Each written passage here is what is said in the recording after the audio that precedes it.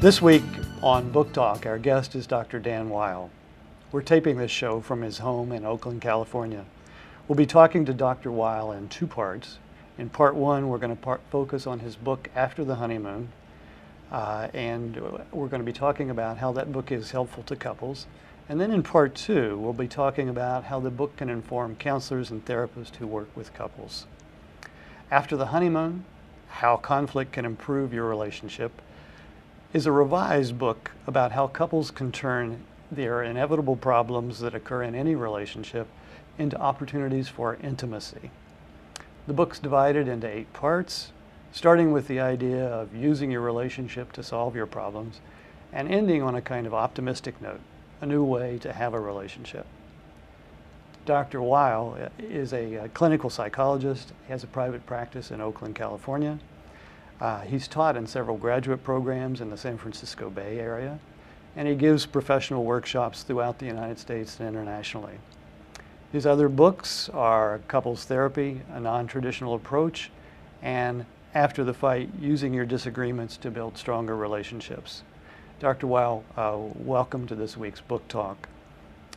Dr. Susan Johnson, an author, researcher, and co-developer of emotionally focused therapy, along with Les Greenberg, says this about your book. It's a classic book that it offers more insight into how to turn a maze of everyday conversations into a fascinating path that leads toward more intimacy and greater relationship satisfaction. Dr. Weil, your choice of this revision, kind of implies that something happens once a couple says "I do."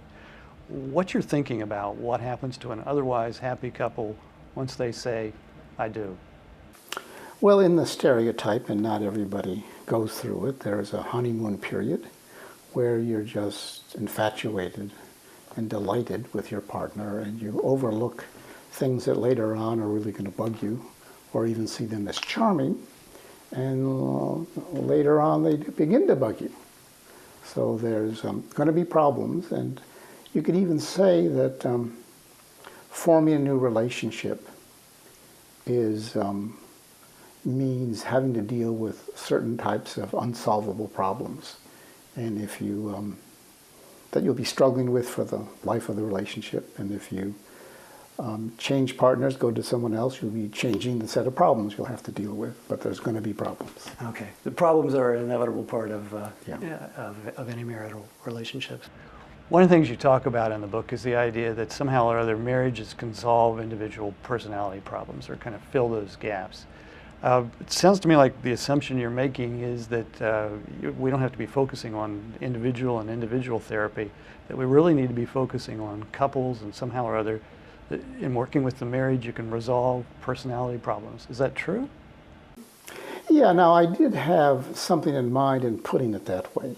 I was reacting to the advice often given to people. Don't go into a relationship until you've solved your own problems. And I want to say that advice is given too quickly, and that similar advice would be, well, very often a relationship is a good place in which to solve your problems, because in a relationship there's a possibility of having someone that you can really talk to in a way maybe you've never talked to anyone before, someone who could really listen to you and that you can really listen to them. Now, there's all kinds of ways in which that doesn't happen and that goes awry, but there's the potentiality for that. Okay. And so a big quest then is, to raise the bar with respect to the kind of level of intimacy we can have in a relationship then. Ironically, the glitches that occur in a relationship, the misunderstandings, the times that you get kind of moody and quiet, or the times you get kind of irritable, while they can lead to difficult fights and disengagement, they can also lead to a wonderful, intimate exchange. If you find a way to talk about them later that gets you both empathizing with what each of you had to deal with in that moment. Yeah. And there's a way in which after a period of silence, you can have this great conversation where you say, we had kind of a quiet evening, and I was feeling kind of bad about it. Were you too? Mm-hmm. And the other person would be grateful that you're bringing it up, and you have this intimate exchange, something more intimate than you would have otherwise if you didn't even have the problem. Mm-hmm. That's the potentiality. That's what you're always hoping for. Yes, and lots of times that doesn't happen. Mm. Phil Callan, co-author with his wife Carolyn Callan, of When Partners Become Parents, the big life change for couples, relates most couples get stuck in negative cycles and they'd give anything to find a way out. They also say that Dan Weil provides masterful examples of how partners' negative thinking and uncontrolled emotion can transform an otherwise stuck couple into something in which they see wisdom.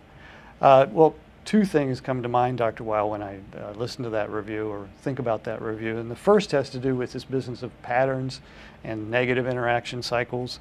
And the second is the placement of thinking and or cognition and feeling, and what role do they play in those cycles in that development. Could you talk a little bit more about this idea of patterns and what role they play, and what role you see thinking and feeling having in the way couples function? The kind of patterns I immediately think of are, one, the pattern of withdrawal, where both partners are not saying what's really on their mind or even just being quiet, and there's a kind of devitalization. Call that a withdrawn cycle. And then the obvious one of fighting, call that an adversarial cycle, where people are feeling unlistened to and they react strongly and angrily and defensively, and that's a fight that's kind of self-reinforcing, so it's a pattern in that way. Another example is pursuing and distancing, where one partner is wanting more affection or more talking or more sex, and can often get angry at the other one for not coming through with those things, and then the other one kind of backs away and becomes less and less interested in doing it and becomes an issue. Very painful kind of interaction. Okay. So it's, those are some of those, or maybe all of them, are almost inevitable to some extent in any relationship. There's some relationships that can avoid one or two of them. And the ideal always is there a way to take this problem and turn that into an intimate moment also? Let me ask a follow-up question, because it sounds to me like I'm not hearing a bias between emotion and cognition in your thinking about how couples work. Am I right in that? Yeah, I suppose there's a way in which people can be talking about thoughts in a way that's disconnected from their feelings, and a way of getting caught up in feelings that just go around in circles. But mostly I see that most things that people say are a combination of the two. And I don't want to particularly honor one over the other. What I want to do, no matter what a partner is saying, is I want to take that and make that a more intimate statement. So if it's an emotional one, if there's one with a lot of anger in it, and I'd want to make it more heartfelt, that the person could really be grateful that I restated it in that way. If the person says something that is more intellectual than they would really want, I try to help them bring more feeling into it. Okay. And the way I do that is I just say, okay, here's what I'm saying. Let me shift it around a little bit and see what you think. And then I give my version of it, which is more intimate. That's certainly a big part of your book. That is, as I was thinking about it, is what's the role of the therapist? And you basically take a position that there's a value added when a therapist lets the couple know how you experience them. Is that true? Yeah, well, if I'm touched by what partners are saying, and they don't seem to be as touched. I might say, I'm really touched by this. Are you touched too, or am I the only one? Mm-hmm. I'm wanting, I mean, I could be missing something and they straighten me out that it's really not that touching. Or I could be pointing out some implicit feeling and helping them, a positive feeling, and helping them get into it more. Okay. Judith Heths, co-author of Core Focus Family Therapy, Moving from Chaos to Clarity, says, Dan Weil shows how the very act of talking about problems in a relationship can provide the intimacy for which partners are longing. Because we know that a lot of what couples do in their fights isn't really what's on their mind.